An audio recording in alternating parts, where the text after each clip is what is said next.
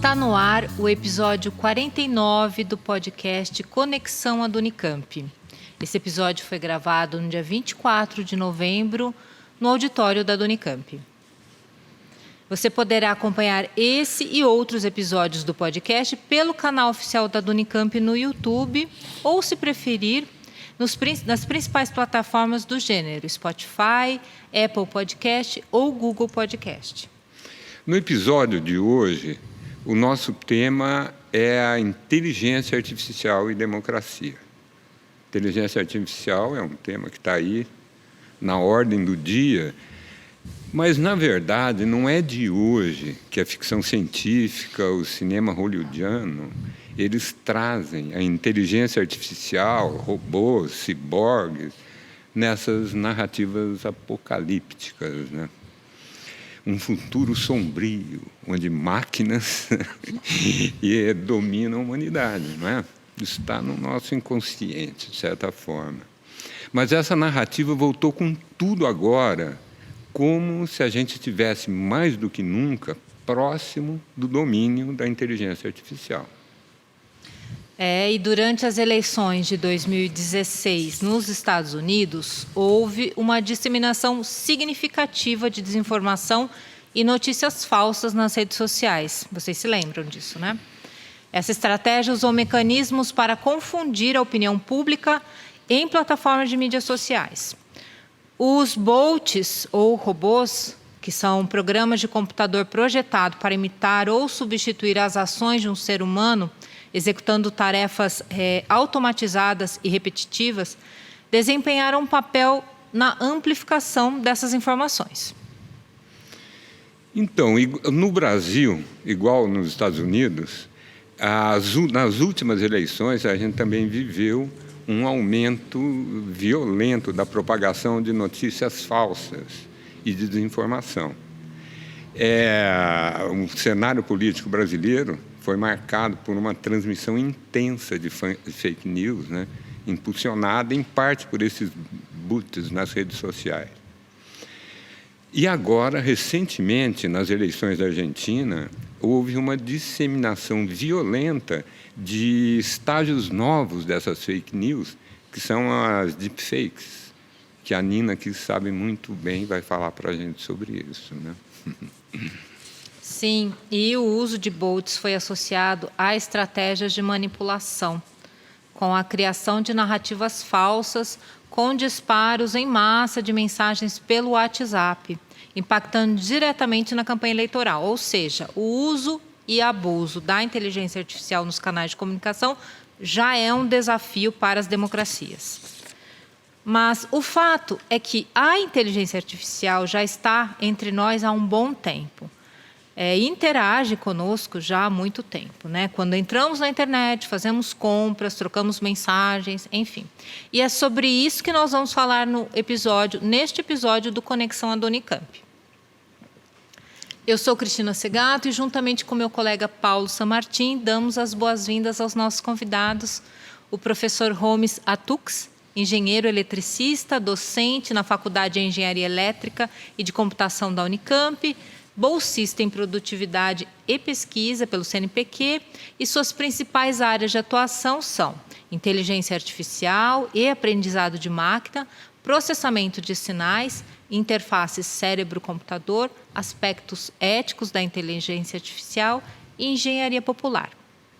E a Nina da Hora, cientista da computação, mestranda em inteligência artificial no Instituto de Computação da Unicamp, e hacker antirracista. Durante sua trajetória, Nina explorou diversas biografias e se envolveu em diversas áreas relacionadas à computação. Agora ela está em busca da construção de sua identidade acadêmica e científica e sente um forte interesse e motivação pelos estudos em justiça algorítmica. Então, sejam bem-vindos, bem-vinda. Nina, Homes, essa primeira pergunta eu vou dirigir para os dois, que eu acho que vocês têm visões complementares, né? Na verdade, o que a gente gostaria de saber é o que há de real por trás de todo esse discurso, que às vezes beira a paranoia, né, de que a inteligência artificial vai escapar do controle e se tornar uma ameaça para a humanidade. Eu vou parodiar aqui o mestre Nicolelli, para fazer a pergunta. Vocês acham que, como ele diz, né, a inteligência artificial é mesmo inteligente e é artificial, nesse sentido de ter vida própria? Começa... Eu ia falar, começa o que foi citado. Vai, Nina, comece a Nina. Então, beleza, gente. Obrigada pelo convite mais uma vez. É sempre uma oportunidade legal, enquanto, né, pesquisadora, cientista, estar divulgando, de uma certa forma, o que a gente trabalha a quatro paredes, às vezes fechado, num laboratório, ou em sala de aula, ou só com os especialistas. E essa é uma pergunta muito boa. Eu na verdade... estava viajando aqui quando você citou ficção científica, né? Porque, de fato, a ficção científica, especulativa, ela faz muito parte dos nossos imaginários, enquanto cientistas e especialistas e enquanto indivíduos na sociedade. Porque ou nós ficamos impactados demais, né, pensando nas diversas possibilidades, na praticidade do uso dessa ferramenta no nosso dia a dia, ou a gente começa a morrer de medo a ponto de não querer utilizar nenhum tipo de tecnologia nova e nem assim sequer testá-las. E esses extremos que a ficção provoca, né, eu pelo menos vejo com muita preocupação, porque impede com que as pessoas de fato entendam as limitações de tecnologias como a de inteligência artificial. E aí faz parecer que, de fato, ela tem vida própria, faz parecer que não tem indivíduos pensando por detrás do uso do desenvolvimento dessa tecnologia, faz parecer que você precisa sempre de recursos muito mirabolantes e que precisa ser sempre algo extraordinário para ser considerado tecnologia digital, e nós sabemos que não é uma verdade, né? Acho que até o próprio conceito de algoritmo tem sido algo que nós estamos tentando explorar de uma forma mais acessível, né? Mostrando as diferentes etapas do desenvolvimento de um algoritmo para as pessoas perceberem que não é algo assim tão mirabolante, tão mágico. E aí, quando eu falo isso, as pessoas ficam um pouco tristes, né? Porque são impactados porque perdem a ideia de que tecnologia não é mágica, algoritmo não é mágica, inteligência artificial não é mágica. E, de fato, não é, né? São coisas bem... são dados, são variáveis, faz parte da matemática, faz parte da filosofia, e agora, mais recentemente, estão considerando, né, e estão resgatando como ela também faz parte da sociologia, da antropologia e tudo mais. Então, para responder essa pergunta, eu comecei com essa contextualização que parece uma enrolação, mas que é importante para as pessoas entenderem que nós estamos falando de um conceito que tem limitação, ou melhor, limitações, né, e que tem pesquisadores na computação e fora dela trabalhando com essas limitações, né, na tentativa de mitigar ou a tentativa de diminuir as limitações para você conseguir ter um avanço, né, para conseguir ter o que é considerado o avanço tecnológico na área. E tem pessoas que trabalham com uma ideia de que não há limitação.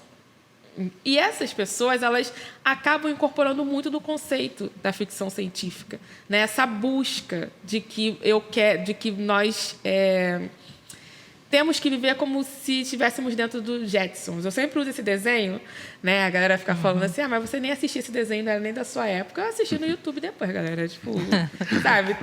Tecnologia existe para guardar o histórico também. Então, eu assisti.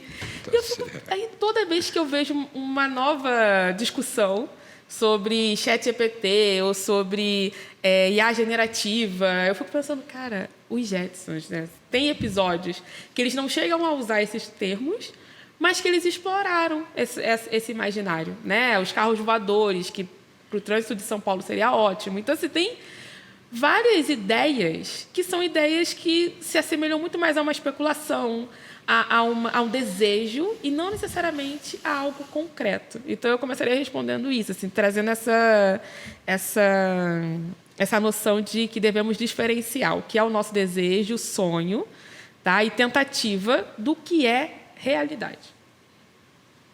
Perfeito. Gomes? Eu acho que eu vou adotar um ponto de vista aqui talvez um pouco mais pessimista.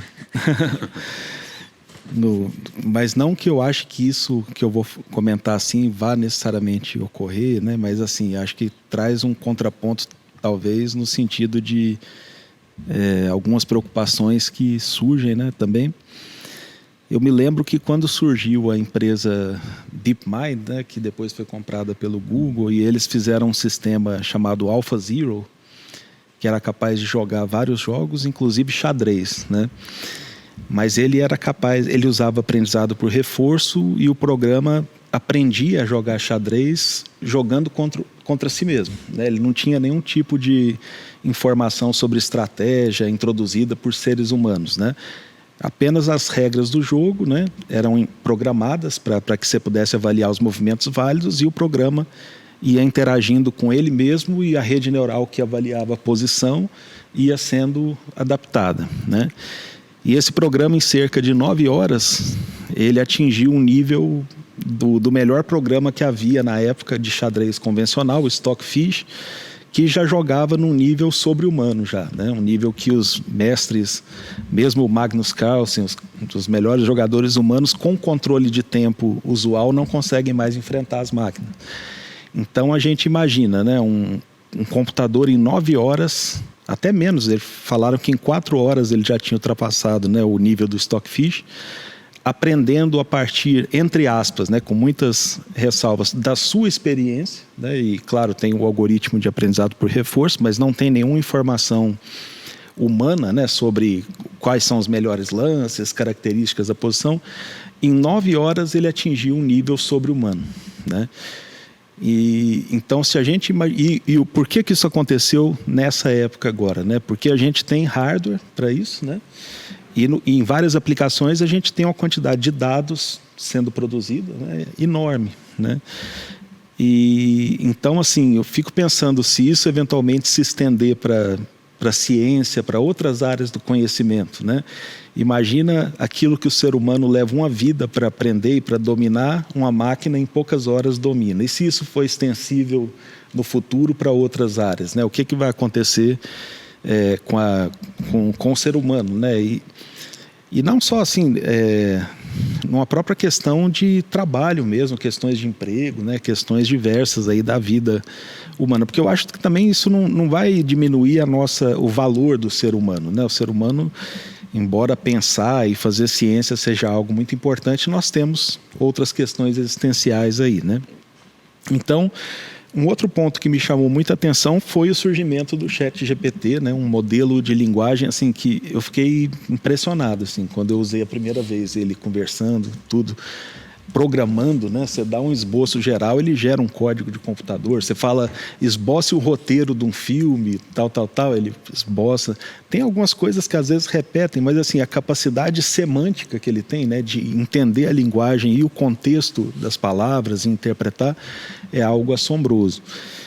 Então, se a gente chegar daqui a alguns anos numa inteligência artificial geral, né, que consiga resolver uma ampla gama de tarefas e eventualmente se auto-adaptar, né? Aí entra um pouco numa coisa meio ficção científica, aquelas coisas da singularidade, né? Que às vezes tem uma coisa extravagante, mas eu acho que pode chegar num ponto de fazer muitas tarefas que o ser humano faz hoje, tarefas complexas, né? De modo que isso já pode ter um impacto devastador na sociedade, né? A gente vive num mundo muito desumano, né? As pessoas estão tendo um valor cada vez menor, né? Vindo para cá para pegar o ônibus, eu passo todo dia por 2, 3, 4 pessoas deitadas na rua, dormindo na calçada, né? Esse é o mundo que a gente vive, né? Então, o professor Nicoleles aponta um ponto pertinente. Será que a inteligência é realmente artificial, tendo em vista que ela é construída por seres humanos, né? Será que ela é tão... Ou será que... O outro ponto que ele aponta, será que ela é inteligente? Isso é difícil responder. Mas o fato é que, seja ela inteligente ou artificial ou não, ela vai ter um impacto gigantesco na sociedade. Eu acho que isso que causa muita preocupação. Perfeito. Professor, quando a gente fala em inteligência artificial e democracia, estamos falando de uma coisa além da questão eleitoral, né? Da política eleitoral. A política eleitoral na qual as fake news são apenas um instrumento que tem se evidenciado nos últimos anos no direcionamento das opiniões, né? Mas em quais outros níveis da vida da sociedade que a inteligência artificial e as redes atuam nesse direcionamento de opiniões e de comportamentos, na manipulação de comportamentos? Eu acho que hoje em dia, com o uso extensivo que a gente tem das redes sociais, né, a gente está conectado o tempo todo, interagindo com o material, os próprios algoritmos que selecionam, vamos dizer assim, que recomendam o material ao qual a gente tem acesso, né, notícias, mesmo coisas aparentemente neutras, entre aspas, assim, o tipo de conteúdo cultural, etc., que você tem acesso, isso tudo pode e certamente leva a sociedade numa certa direção, né? Então, o impacto na cultura e na vida cotidiana das pessoas é enorme, né? As Big Techs também, essas empresas em geral, e não só as Big Techs, até empresas de tecnologia grandes, mas não tão grandes assim, elas também oferecem serviços gratuitos, né? Como, né, toda a política de negócios deles é de oferecer uma ferramenta muito legal, gratuita, as pessoas começam a usar extensivamente e depois o próprio Estado já não consegue mais regulamentar aquilo porque já está na vida das pessoas, né? Exemplo, Uber, né? Então, eu fico pensando, antigamente, se eu chegasse assim, vamos fazer para alguns amigos e amigas, vamos fazer aqui uma empresa, a gente pega nossos carros aí e sai para fazer corrida com as pessoas, ia ser processado pela prefeitura, né? Porque iam falar, não, você não é taxista, você não tirou a licença. Aí, de repente, chega uma empresa fazendo exatamente isso e ela aparece com o aplicativo ali, as pessoas baixam, começam a usar, daqui a pouco o Estado vai regulamentar, a sociedade já não vai querer, não quero, tá atrapalhando aqui.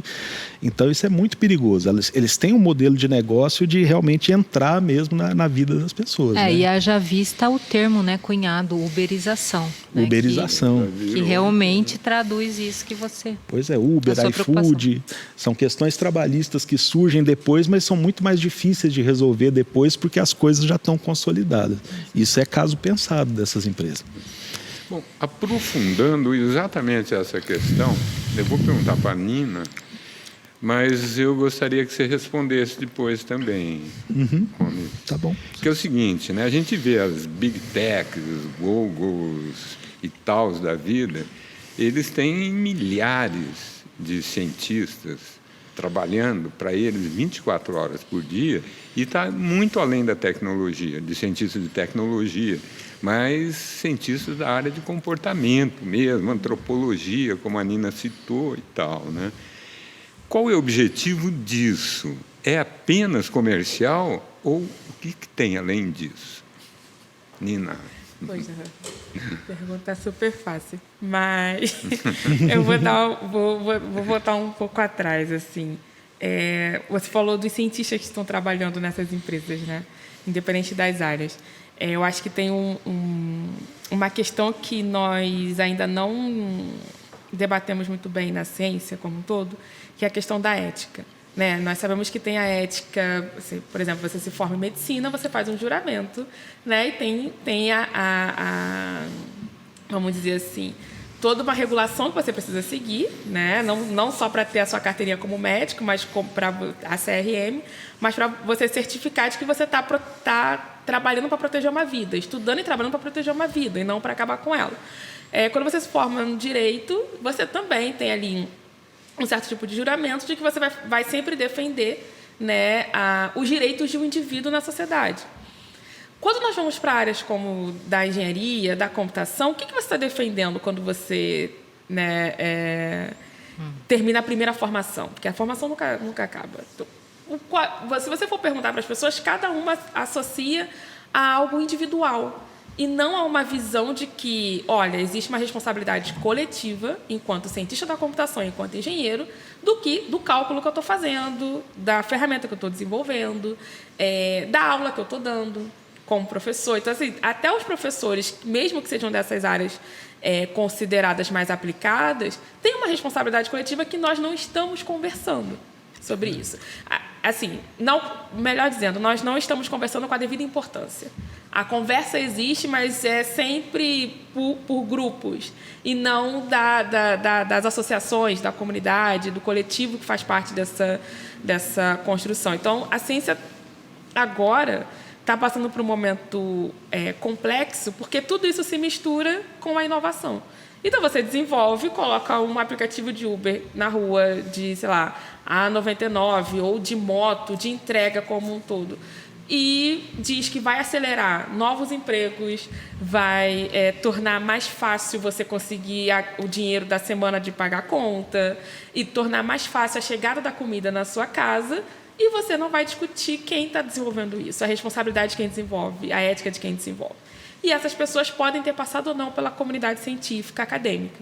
Então, eu queria dar esse passo para trás para agora chegar, de fato, na resposta, porque não é uma questão só da inteligência artificial.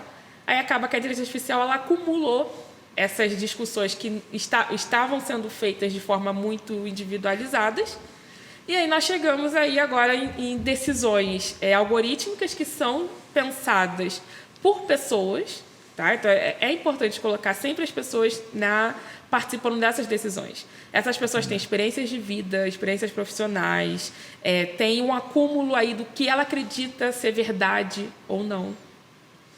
E isso vai ser reproduzido pelo algoritmo que ela está colocando na rua. Essa responsabilidade ela não pode ser atrelada só a um indivíduo. Então, não é só o desenvolvedor. É quem decide o negócio. Então, quando essas perguntas... quando eu tenho a oportunidade de responder essas perguntas, ou quando eu tenho a oportunidade de, pelo menos, escutar a pergunta, e se eu não tiver num dia onde eu consiga construir o raciocínio, eu falo, olha, hoje eu não vou conseguir te responder, sempre me vem essa reflexão da ética na ciência. E que ela não deveria fazer parte só de conhecimentos que lidem diretamente com a vida. Como eu citei de quem trabalha em uma área jurídica, uma área legal, como com quem trabalha com medicina. Né? Então, eu acredito que o conceito ele também está nos empurrando a repensar a nossa própria responsabilidade dentro dessas construções. Cientistas como os que você citou, que trabalham dentro dessas empresas, por muitas vezes não participaram dessa discussão previamente, estão dentro desses ambientes assim por questões de remuneração, por acreditar que vai ter uma substituição do ser humano, de fato, por máquinas com algum tipo de algoritmo que tenha retorno rápido. Né? Eu evito muito dizer sobre inteligência, usar a palavra inteligência artificial, por conta justamente desse ponto de eu concordar com o professor Nicoleles. Eu acho que a gente está no momento de tentar repensar esse conceito, esse nome, para que a gente diminua essa sensação de que vai ter uma substituição a qualquer momento. E eu sempre pontuo que quem está discutindo sobre inteligência artificial geral, quem está propondo a inteligência artificial geral, vamos dizer assim, o grupo de pessoas que estão dentro dessas empresas, que pontuam muito isso, em sua maioria são pessoas brancas. E aí eu sempre puxo isso, não por uma questão de que vamos discutir então raça, depois discutir... Não, é porque isso precisa ser demarcado. A gente já está no 2023, sabe? Não estamos mais no século XIX. Então, nós temos como conversar sobre isso sem pegar como um aspecto de ai, meu Deus, a culpa é minha, a culpa é sua, a culpa é dela, a culpa é dele. A gente já ganhou, tem informação suficiente para discutir isso enquanto sociedade. Né? Por que tem esse grupo discutindo isso, priorizando isso, e nós não temos como refutar, apresentar outras alternativas?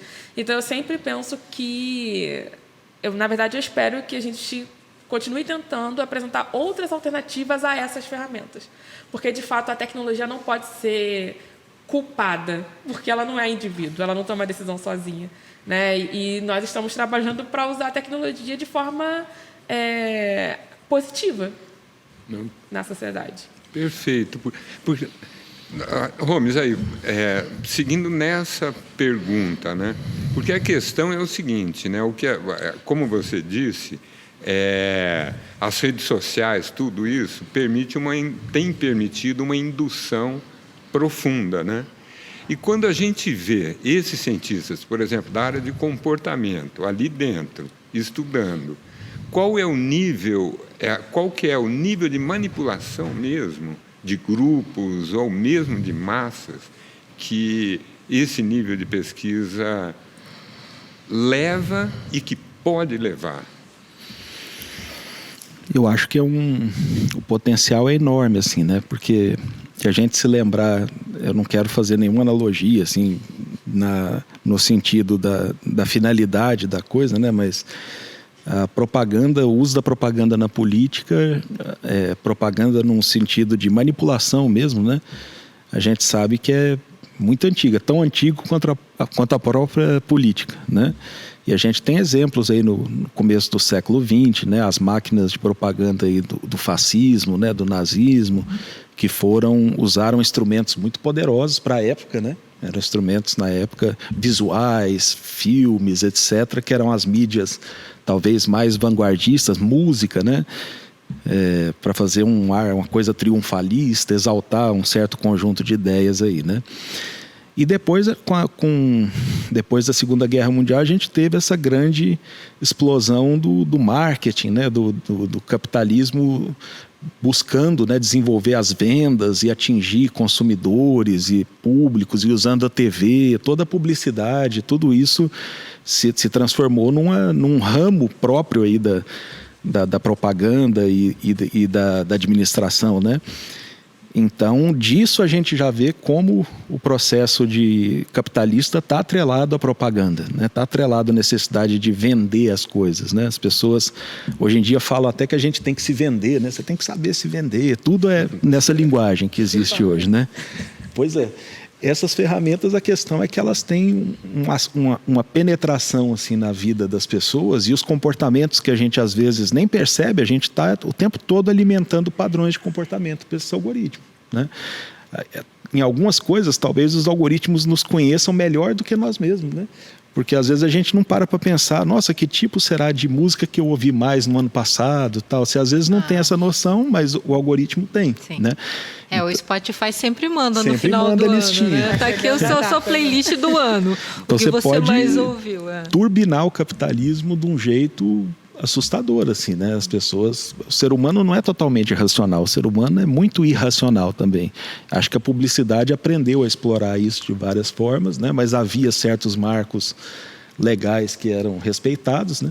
Mas com esses algoritmos a gente não sabe o que está acontecendo ali, né? Nas caixas pretas muitas vezes, né? Perfeito. Isso perfeito. Me dá medo. Mas eu vou voltar já nessa questão aqui. E eu quero pegar um gancho da resposta da Nina, que a gente vai falar agora sobre essa manipulação de vozes, de imagens, inclusive agora na eleição da Argentina, né? Queria que você até trouxesse a sua experiência, seu estudo sobre isso. Mas pegando uma história que aconteceu do Tiago Torres, que é o estudante de Ciências Sociais da USP, o Chavoso, ele foi incluído numa lista de suspeitos por reconhecimento facial. Uma situação assim que a gente está vivendo aí, essa questão do reconhecimento facial também, né? Que é importante trazer isso aqui. E queria que você falasse um pouco sobre isso que aconteceu com o Chavoso, né? Trazendo sua resposta agora da questão do racismo mesmo, que a gente tem que discutir isso. Sim. E também te perguntar como é que a gente, enquanto cidadã, gente comum aqui, o que a gente pode fazer para identificar essa manipulação? Tá, eu vou começar pela resposta do Chavoso. Assim, de fato, nos últimos anos, a partir de final de 2017 para 2018, que comecei a me dedicar mais para os estudos de reconhecimento facial e para as implicações sociais, né, desse uso dessa ferramenta. Então, em 2018, nós estávamos debatendo as falhas de identificar o rosto de uma pessoa negra, né? Que o algoritmo apresentava falhas para identificar o rosto de uma pessoa negra. Isso começou a ter mais...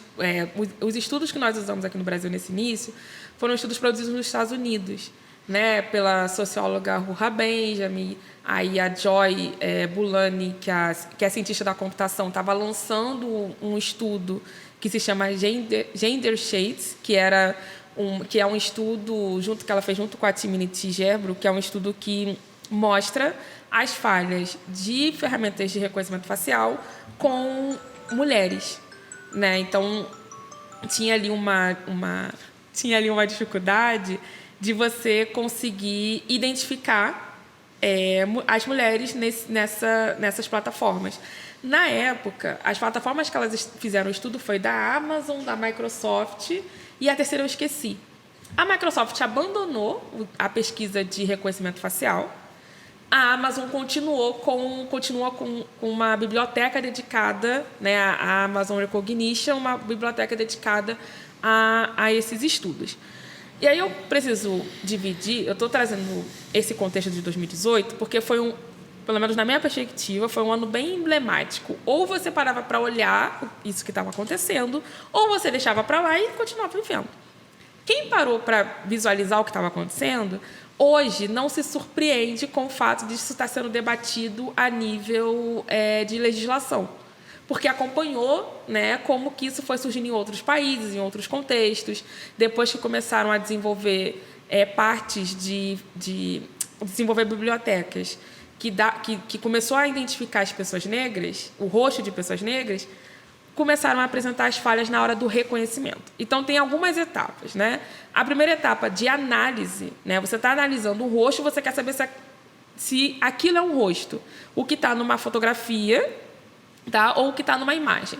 As pessoas que trabalham com ilustração, fotógrafos, eles sabem explicar melhor do que eu a diferença de uma imagem para uma fotografia, né? Eu sempre coloco da perspectiva que uma fotografia tem um olhar de uma pessoa que está te observando, tirando essa foto, e pode ser ela ou pode ser outras pessoas que vão estar ajustando o cenário para essa foto acontecer. Né? Que envolve enquadramento, a luz, sabe? Aquilo que você pede para um amigo tirar foto e ele fala assim, fica melhor de tal forma. A luz está... Então, tem um olhar de uma outra pessoa, tá? Tirando essa foto, usando... E aí, eu não vou entrar aqui no aspecto técnico, se é celular, se é câmera fotográfica.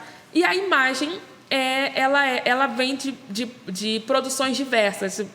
Tem um estudioso, que me fugiu o nome agora, que ele explica isso de uma forma muito bem, né? A diferença da ilustração, quando você faz os desenhos, os traços, como que você absorve esse estudo dos traços para fazer, né, desenvolver essa ferramenta, e a imagem, né, que passa por um processo de armazenamento. Então, isso pode alterar se ela vai ser... se ela for comprimida a tal ponto de você não conseguir reconhecer o que está naquela imagem. E para quem trabalha com reconhecimento de imagem, isso faz muita diferença. Então, quando você chega num estágio onde o reconhecimento é quando você identificou que é um rosto, agora você quer identificar a quem pertence esse rosto. Para isso, você passa pelo processo de aprendizagem, tá? Você não, né? O algoritmo passa por um processo. Ele precisa aprender a identificar o rosto dentro de um cenário, a entender o que é um rosto, né? Primeiro ele entende o que é um rosto, depois ele tenta identificar o rosto, e aí depois estou simplificando muito o pipeline de um aprendizado de professor sabe, estou simplificando Tranquilo. o aprendizado para fazer esse reconhecimento de imagem.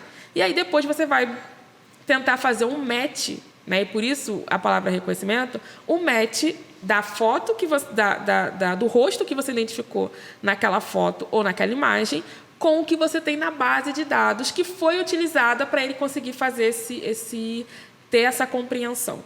No caso do Chavoso, e aí é o caso do Brasil, o Brasil ele vem de um histórico, tá? Os dados eles carregam uma história. Todo dado carrega uma história, né? Seja texto, seja imagem, seja áudio, eles carregam uma história. O Brasil tem um histórico muito grande de você, de fato, realizar prisões, realizar, como que eu posso dizer, acusações injustas com a população negra, né? Eu não preciso ir muito longe, né? Todo dia você tem um caso diferente e esses casos eles vão para uma base, eles são armazenados em algum lugar, eles são arquivados em algum lugar. Só fazendo um parênteses aí, ontem a porta-bandeiras da Portela, que estava em Brasília, recebendo uma medalha, exatamente, sofreu racismo no aeroporto. Exatamente. Então, só para fazer esse parênteses, como isso é cotidiano. Cotidiano, poucas horas e menos de 24 horas. Tem câmeras no aeroporto. Aquilo foi registrado de alguma forma, mesmo que depois eles tenham que registrar que eles fizeram aquilo de forma injusta. Só que esses 2 registros estão na justiça brasileira. No caso das imagens, eles estão em bases que nós mesmos não temos acesso, não temos a transparência de como isso é armazenado, se realmente é refeito a anotação, né? E uma das coisas muito importantes nesse processo do reconhecimento facial é a anotação da imagem que está na base. Né? Porque isso é também usado no aprendizado. É a anotação mesmo. Assim, você precisa legendar o que é aquela imagem para saber se vai ter um match na hora do resultado, se vai fazer sentido. No caso do Chavoso, e aí eu até reli essa matéria hoje de manhã para ver se... Revi essa matéria hoje de manhã para ver se tinha tido alguma atualização, né? Se eles tinham dito, por exemplo, como que estava armazenado a imagem dele ali, como que ele foi parar dentro dessa base, desse registro, né? Se tinha alguma coisa a ver com as manifestações que ele tinha participado na universidade. E aí isso me lembrou um caso que aconteceu durante o Black Lives Matter, pré-pandemia, que alguns manifestantes desse movimento, né, que foi um movimento... Muitas pessoas dedicam a origem desse movimento à época das injustiças e dos assassinatos cometidos nos Estados Unidos, majoritariamente pelo que o George Floyd sofreu, né, da agressão da polícia, que resultou na sua morte. E aí, mas o Black Lives Matter, eu recomendo os livros para a galera entender que não é só uma hashtag, todo o histórico da região dos Estados Unidos que levantou essa bandeira. Então, eu recomendo para a galera entender que não é só um histórico a partir do George Floyd, mas os manifestantes, os ativistas negros que participaram das manifestações, que participaram dessa reivindicação de justiça, as câmeras, né, de alguns estados dos Estados Unidos, nesse caso de Nova York, elas estavam filmando e elas tinham algoritmo de reconhecimento facial. Então, os ativistas que estavam sem máscara, né, sem o lenço, eles coletaram as imagens deles e depois eles foram acusados mais tarde de uma acusação que ninguém sabe, né? Os advogados, todo mundo falou, não, mas de onde está vindo essa acusação? E aí depois trouxeram, né? O New York Times divulgou, o The Guardian divulgou como que tinha sido esse processo. Então, é realmente um problema você colocar determinadas tecnologias para serem usadas na sociedade sem ter legislação, sem ter a compreensão dos resultados inimagináveis que elas podem ajudar elas podem ajudar seja impactando de forma positiva ou forma negativa. E no caso do reconhecimento, de fato, eu, pelo menos, enquanto pesquisadora até agora, não consigo visualizar um uso benéfico quando ele é integrado à nossa sociedade. Eu tenho muitos receios, assim, eu fico sempre muito perplexa do quanto que ele priva um grupo na sociedade de viver. Então, assim, você ou você vai sendo acusado e vai ficar sendo exposto, como foi o caso do Chavoso, nas redes sociais, e não sabe o impacto psicológico na vida dele. Você não sabe o impacto dessa exposição de imagem, não sabe o impacto de como que ele vai olhar a sociedade. E no caso das mulheres negras, que aconteceram um caso agora em Sergipe, ela falou que ela ficou tão nervosa que ela acabou urinando na roupa dela e que ela está com medo de sair de casa. Então, assim, isso não está sendo avaliado por nós, cientistas da computação. Primeiro, porque nós não temos o conhecimento da psicologia. E segundo, porque, de fato, não está sendo colocado como importante esse levantamento de problema, esse levantamento de eu ia usar um termo agora muito acadêmico, mas vou deixar para lá. Não está sendo colocado como importante você reavaliar o uso dessa ferramenta, se ela precisa ter essa aceleração toda no seu desenvolvimento. Seguindo, assim, o que a gente vê, além desses impactos aí nesse sistema de segurança e etc., toda essa tecnologia nova, como a gente já falou aqui, dentro das redes sociais, elas também colocam manipulação de imagem de pessoas, injúrias, difamação, vários crimes cometidos pelos usuários, né? E as plataformas, elas nunca são responsabilizadas, né? Então, o que vocês acham disso? Elas deveriam ser responsabilizadas? E outra coisa, por que as plataformas, o que permite que as plataformas elas inscrevam usuários sem exigir, como exige, né, que nem banco, você entra no Gov.br, em vários sites e tal, mesmo site de compra, muitas vezes, exige rigor na identificação, né? E as plataformas, nunca foi cobrado isso delas. Por quê? Eu gostaria que vocês dois respondessem essa questão.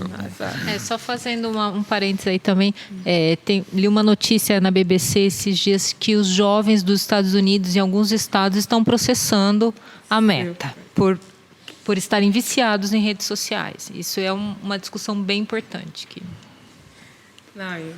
bom que eles estão fazendo isso, né? Porque, de fato, existem aí cenários que nem estão sendo estudados ainda na universidade, porque por falta de tempo, ou às vezes por falta de exemplos perto ali né, para os pesquisadores se interessarem, tentar levantar isso como hipótese e tal. Eu sempre trago a universidade primeiro, porque eu ainda acredito no espaço da universidade, seja público ou privado, eu ainda acredito nas pesquisas, ainda acredito que nós vamos conseguir diminuir esse gap entre ética e pesquisa para entender que determinadas hipóteses não deveriam ser colocadas como pesquisas de fato, né? Não deveriam nem ser pensadas como hipóteses. Eu ainda acredito porque tem muito pesquisador que participam desses desenvolvimentos. Então, assim, ainda pode parecer ingenuidade da minha parte, mas eu fico realmente muito assustada de eles não conseguirem se visualizar como parte do problema. E aí eu volto até para a pergunta que você tinha feito da responsabilidade dos cientistas e agora a responsabilidade das Big Techs. As Big Techs em si são grandes conglomerados que nasceram com uma perspectiva do Vale do Silício, uma visão do Vale do Silício. Então, elas estão ali trabalhando, estudando, que seja, trocando entre elas dentro daquele espaço que de alguma forma homogeneiza muito como se deve desenvolver tecnologia no mundo. Né? Ali a galera pensa muito parecido. Quando você falou da psicologia, em alguma das perguntas, tem disciplinas das universidades ali perto que são disciplinas dedicadas a ensinar para quem está nessas big techs como que você deve convencer uma pessoa usando o algoritmo.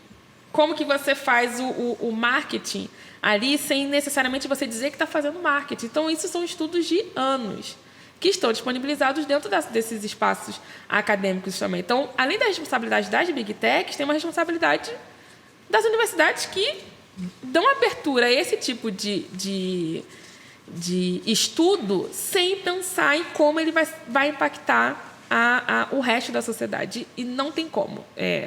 Até onde eu sei, podem me corrigir se eu estiver errada, até onde eu sei, a ciência e o espaço da universidade jamais foi pensado para ir contra a sociedade. Pelo contrário, a gente sempre está tendo que rever o que nós estamos colocando para fora. Isso é um processo muito difícil. Imagina você fazer isso com uma empresa que ela ganha tantos zeros que nós não conseguimos colocar numa calculadora normal, que diariamente tem acesso a dados comportamentais, dados de crianças e adolescentes de consumo, e que isso gera outros serviços, gera outras oportunidades. Esses jovens que estão processando, provavelmente são jovens que também passaram muito tempo tentando ser influencers, por exemplo. Não é só o consumo, é como eles estão se expressando. Tem uma geração nova que ela nasceu com a rede social. Ela nasceu fazendo comparações com pessoas que ela nunca viu na vida. Então, imagina assim, uma empresa olhar e perceber que ela tem essa dimensão, esse impacto na vida das pessoas, e eles acreditarem, que aí volta ao contexto do Vale do Silício, eles realmente acreditam que eles estão priorizando um impacto positivo na vida dessas pessoas, que eles detêm eles detêm o controle de como que essa pessoa deve ser impactada positivamente ou negativamente. Aí o negativo, de fato, eles não se olham como responsáveis, porque eles estão, assim, eu vou ter que usar essa expressão, eles estão brincando de Deus, porque eles têm acesso a tudo isso. Então, sabe, isso, um psicólogo vai saber explicar melhor do que eu. O impacto que tem em partes do cérebro quando você começa a ter acesso a muita coisa e a muita gente em pouco tempo. Né? Esses acessos são acessos que você... está determinando a vida de uma pessoa. O ministro fala com a gente sobre isso. Uma coisa que eu estava pensando, a hora que você falou, estava pensando aqui às vezes eu acho as redes sociais parecidas com uma forma meio estranha de telepatia, assim, né? Que a gente vê no Twitter, às vezes as pessoas fazem comentários da vida cotidiana, coisas, você fica falando, nossa, eu nunca saberia essas coisas, né? A pessoa está expondo aspectos ali da vida, coisas que ela sente, que ela pensa. E a hora que você estava, justamente que você falou em Deus, eu estava pensando no Google, assim, né? Porque imagina o Google tem centenas de milhões, talvez bilhões de pessoas que usam e o tempo inteiro estão perguntando as dúvidas que elas têm, as coisas que elas querem saber, e aquela máquina conseguindo enxergar a cabeça dessas centenas de bilhões de pessoas ali, né? O que elas anseiam, o que elas têm medo, os desejos, as coisas que elas buscam, né? É um poder muito grande que um sistema desse tem, qualquer sistema desse tem, né?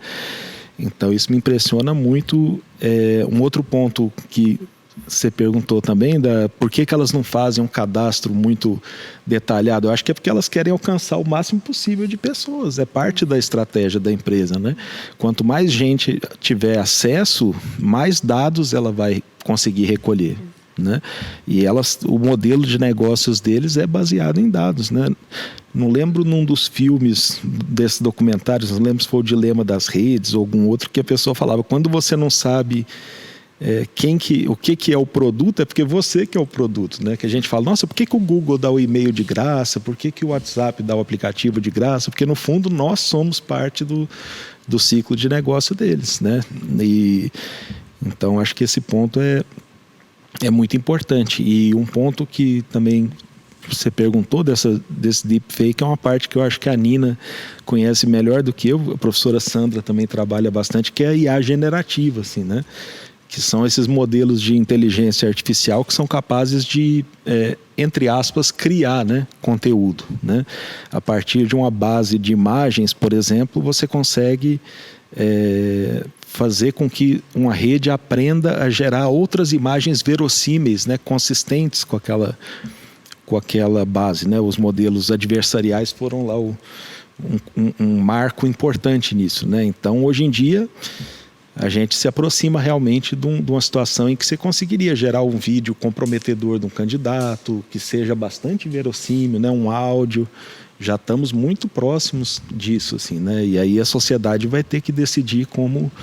Mas eu acho que há também pesquisa em como detectar, né, as coisas de fake. Isso, quando você trouxe esse assunto, até a disciplina que eu estou fazendo agora com o professor Anderson Rocha do IC, que ele traz, né, das realidades sintéticas, né, para quem for pegar o código para fazer, só acho que agora só no próximo semestre, o segundo semestre de 2024, tá? Synthetic Reality, que nós, inclusive, tem que apresentar o trabalho da semana que vem, que é você escolhe um tema, áudio fake, vídeos falsos, para você tentar apresentar uma tentativa de detecção. Né? E em alguns alunos dele, orientandos dele de doutorado e pós-doutorado, apresentaram os trabalhos para a gente, né? De como que eles já publicaram e tal, alguns detectores em alguns níveis dessa realidade sintética e o quão difícil é você detectar a manipulação que é feita, porque é mais de uma. Né? Às vezes é mais de uma em um mesmo vídeo. Né? Então, você tem a detecção ali da voz, né? Você pega a voz de uma pessoa que é uma voz real, de uma pessoa que existe, e faz pequenas manipulações que... Tem algumas manipulações que não precisam de inteligência artificial, você faz algumas manipulações ali, de palavras, assim, é bem sutil, que dificulta da detecção, e ao mesmo tempo você reconstrói a expressão do rosto de uma pessoa. Né? Você pega duas imagens, e aí, se o professor for assistir ou ouvir esse podcast, eu não estou lembrando o nome dos conceitos, mas pelo menos estou conseguindo explicá-los. Você pega duas imagens de pessoas diferentes, junta para reconstruir uma outra expressão ou tentar colocar por cima da expressão de um rosto à expressão do outro rosto. Então, assim, às vezes tudo isso está acontecendo ao mesmo tempo. Um dos pontos difíceis dessa área, desse tipo de manipulação, é você deixar o código de detecção aberto. Né? Então, ao mesmo tempo que você é a favor da ciência aberta, que eu também acredito na ciência aberta como uma forma de você conseguir detectar mais rápido, né, essas manipulações e conseguir, de fato, pensar ciência sem pensar o lucro que essa ciência vai dar, né, no nosso caso da computação, mas é muito difícil você deixar esses códigos abertos. E a gente discutiu muito isso em sala de aula, porque aí você está dando para as pessoas que realizam essas manipulações todo o direcionamento de como elas devem burlar essa detecção. Então, não é uma área nova, mas com desafios novos assim que envolvem outras áreas. Então, de fato, deepfakes e realidade sintética, até mais deepfake, que a deepfake, de fato, ela tem o objetivo da manipulação da visão de uma pessoa, da manipulação da verdade para um grupo de pessoas, que foi o que aconteceu na Argentina. Realidade sintética ainda tem usos benéficos, de certa forma, para a galera do entretenimento, cinema, para a galera que trabalha com jogos, exatamente. Então, ainda tem, assim... Estão tentando fazer separar esses dois conceitos. Uma coisa que queria só comentar também, que me lembrei, que a Nina comentou da questão, às vezes, da gente fazer a pesquisa no dia a dia acadêmico e não perceber a conexão com a sociedade. Eu acho que a curricularização da extensão está vindo aí como uma chance muito boa da gente realmente incorporar nesse contato com a sociedade nos nossos cursos de maneira efetiva, né? Porque, às vezes, na área de tecnologia, muitas vezes a gente caminhou para uma extensão totalmente voltada para empresas, para grandes empresas, cursos pagos, que é uma coisa que não atende a grande maioria da sociedade. E a curricularização vem como uma oportunidade de ouro da gente reconstruir nossos institutos aqui para realmente ter uma aproximação da sociedade. E acho que aí a gente pode, na área de computação, fazer projetos nesse sentido, né, de trabalhar a tecnologia. E uma outra ideia também que eu estava pensando, por que será que eles não se cria uma agência, por exemplo? Imagine se criasse uma agência do governo de regulação e meio que fiscalização, assim, né? E você tivesse alguns certificados, por exemplo, esse produto de detecção foi testado para vários tipos de viés, né? de coisa, e aí ele passou nessa bateria de testes, pelo menos, assim, você ter pessoas, um conjunto bastante representativo da sociedade, amplo, e aí lá dentro de pesquisadores, pesquisadoras, e aí criar esse tipo de testes, uma espécie de um ISO, uma certificação, e também ficar o tempo todo pensando, vendo o que as tecnologias estão fazendo do ponto de vista da sociedade, né? Que é algo que a universidade tem que fazer, a universidade pública principalmente, mas se a gente conseguisse congregar uma agência, né, nacional dedicada à regulamentação e fiscalização da tecnologia, né, seria bem interessante também. Quer dizer que nós estamos ainda no início da regulamentação disso, né? Porque, pelo que a Nina falou, por esse olhar seu, é possível, né, você regulamentar, criar uma dinâmica social que você coloque os mecanismos de detecção, que você obrigue as plataformas a ter mecanismos de detecção. Mas como que está hoje a discussão disso no Brasil e no mundo? Vocês saberiam falar sobre isso? Eu tenho uma cola aqui que eu deixei, mas da regulação, de fato, nós estamos no início. A gente tem um projeto de lei aqui no Brasil, a PL 430. Eu trabalhei com pesquisa com muita gente do direito, e eu entendi que PL é projeto de lei, ainda não está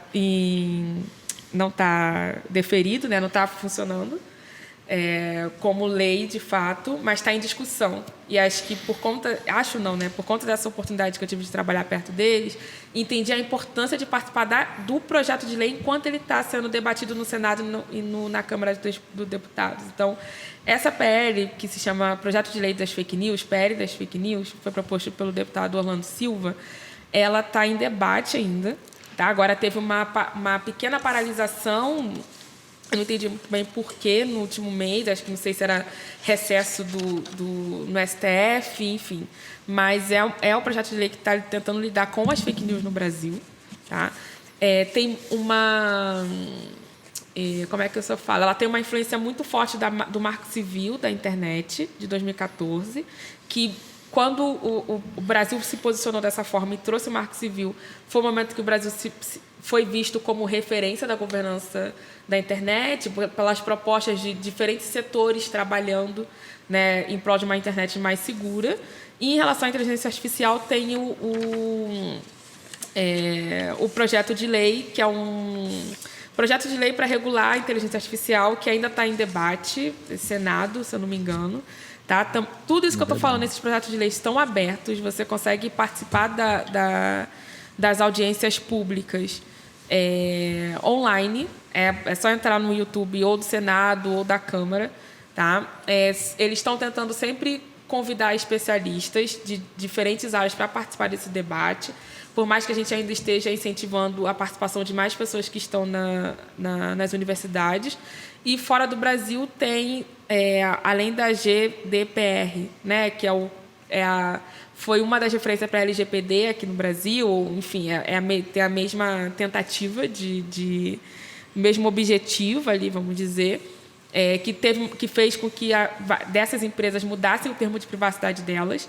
Então, agora, por exemplo, o Spotify teve que colocar no termo de privacidade por que ele estava utilizando e coletando determinados dados. Né? Então, foi essa legislação da Europa. E a da inteligência artificial ainda está sendo discutida da mesma forma que aqui no Brasil. Então, tem mais de uma. Não necessariamente tem um consenso. Tá? Inclusive, uma das propostas daqui do Brasil é esse órgão que não coloca como órgão do governo, é um órgão que é da sociedade civil, que também ainda não é um consenso, que está sendo debatido na regulação. E o professor citou da IA generativa, tem um seminário, tem uma palestra que eu sempre indico da professora Sandra, não porque ela é minha orientadora, mas porque, de fato, fez diferença quando eu assisti, que foi quando ela apresentou aqui no evento do IFGW, que aí ela explicou assim, de uma forma que você consegue colocar os pés no chão sobre o que é o ChatGPT e sobre o que é LLM, né? Quais são o que foi desenvolvido até agora, as limitações, o que de fato traz como positivo ou negativo para a sociedade. Então, eu recomendo sempre, porque, para mim, pelo menos, fez muita diferença, assim, de antes de tentar entrar e dizer que a generativa precisa ser regulada ou não,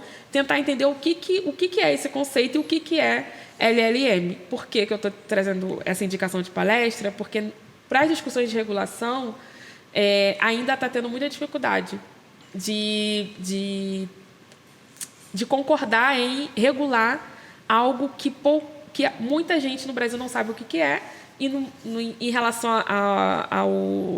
ao mundo como um todo, a indicação de alguns países de, por exemplo, bloquear o uso do ChatGPT não foi bem vista por alguns especialistas e por alguns grupos de pesquisa, porque disseram que está privando parte da sociedade de... Faz uma confusão entre regulamentação e censura. Exatamente. Né? Então, assim, é por isso que não tem um consenso dessas discussões, mas elas estão...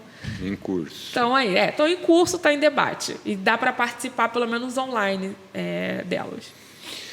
Tinha uma iniciativa também que eu estava lembrando aqui da Academia Brasileira de Ciências, né? Professor Virgílio, né? Que é uma referência na parte de análise de aspectos éticos, regulatórios da IA. Eu vi outro dia que saiu esse documento, acho que dá para acessar no site da Academia Brasileira de Ciências, mas eu ainda não parei para ler, não consegui ler ainda. Mas quero ler porque o pessoal, um grupo lá da academia que é muito competente também. Tinha uma coisa que, dentro do que a Nina falou, mas eu não estou me lembrando agora. Depois eu comento, se eu lembrar aqui. Não é nada importante. Não, pelo contrário. Você fala mas muito bem. A ideia é essa, que a gente consiga debater aqui. Sim, né? Claro. Aliás, vou deixar um desafio para o meu colega Sam. Enquanto você falava aí do algoritmo do Google Deus, né, do nosso oráculo, grande oráculo, eu fiquei pensando numa esquete, até numa coisa do Porta dos Fundos, assim. Deus e o algoritmo conversando, Sam. Não, desenvolva. Mas deixa... Não, eu me lembrei de uma coisa muito interessante quando você falou do Deus Google, porque, assim, na verdade, o sonho de ter todas as ideias e os pensamentos humanos já existe desde a tradição da cultura indiana, que são os arquivos acásicos, né? Que diz que se você, numa determinada dimensão de vibracional, você conseguir entrar nos arquivos acásicos e você vai ter todo o conhecimento do mundo à sua disposição. Quer dizer, interessante isso. Existe, quer dizer, na verdade, é um sonho muito antigo da humanidade. Só que nós estamos chegando pelo lado tangencial, é isso? Já pensou se o cérebro for um computador quântico que tem um emaranhamento com coisas, com esse acervo acádico aí, a gente nem sabe, né? Mas eu lembrei o que eu queria falar, é que eu acho que a regulação, ela se insere no contexto a gente está, acho que, num momento de uma conflagração, de uma luta do capital com o Estado, né? com outras fontes de poder. E acho que o capital está ganhando bastante, está conquistando muito espaço, né? Então, a questão é, o Estado, num país periférico como o nosso, principalmente, que é um país que não é soberano, né? Um país que ainda não construiu a sua soberania, né? Na verdade, ele está sujeito a vários fatores externos aí, né?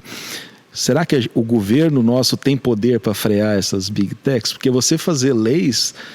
pode fazer as leis mais bonitas que forem, né? Será que elas vão ser aplicadas, né? Esse é um ponto que a sociedade precisa analisar também. Onde está, de fato, o centro de gravidade do poder, né? Aqui no Brasil, por exemplo. E eu acho que o sistema financeiro tem bastante a ver com a resposta dessa pergunta, né? Então, a gente precisa ver quem está se beneficiando disso tudo, né? Onde estão realmente os atores, como se diz aí. E será que a democracia representativa que a gente tem, ela está se esfacelando ou ela ainda tem força, o povo unido ainda tem força para guiar o seu destino, ou nós estamos sendo puxados para uma situação meio apocalíptica, né? Não só no contexto de dados, mas na questão climática, em várias outras questões também. Perfeito, gente. A gente está chegando aqui ao final do nosso episódio do podcast, mas eu queria deixar uma provocação e uma pergunta. Se por acaso eu quiser sair das redes, quiser sair da internet, eu consigo apagar meu rastro digital? Eu consigo sumir? Eu já digo que eu não sei a resposta. Talvez até haja opção, né? Mas será que isso não fica gravado em algum... Exatamente. Eu não sei. Eu ia falar que, assim, tiveram pessoas que entraram na justiça para realmente ser apagada da Google, por exemplo, do buscador. Né? Eu sei que eles algumas redes sociais colocaram um mecanismo para você não, por exemplo, não aparecer no buscador, tá? Em qualquer buscador, mas de fato eu também tenho o mesmo posicionamento do professor. Acho que o fato de uma pessoa entrar na justiça e falar apague todo o meu rastro, está apagando o quê? O que ela, para ninguém ver, mas está armazenado em algum lugar. Uhum. Como é que você vai fiscalizar Como você isso? vai fiscalizar isso, sabe? Assim, é muito difícil. Eu sou sempre a favor de... Não é hackear no sentido assim, derruba as redes. Não, Nina Dora não está dizendo isso. Mas eu sou a favor sempre de você tentar hackear ali o algoritmo, quem está construindo ele, e usar a seu favor esses espaços, sabe? Pelo menos das redes sociais, porque felizmente ou infelizmente tem muita gente se comunicando só por ali. Então a gente também não pode abandonar o espaço, porque tem primo, irmão, filho, sim, usando isso, sabe? Bom, encerramos aqui mais um episódio do podcast Conexão da Unicamp. Agradecemos a participação dos nossos convidados. Hoje, o professor Homes Atux, docente na Faculdade de Engenharia Elétrica da Unicamp, e a Nina da Hora, mestranda no Instituto de Computação da Unicamp. Siga nossas redes sociais, nosso site, fique por dentro do que acontece no podcast Conexão Ad Unicamp. Te espero na próxima semana. Até lá!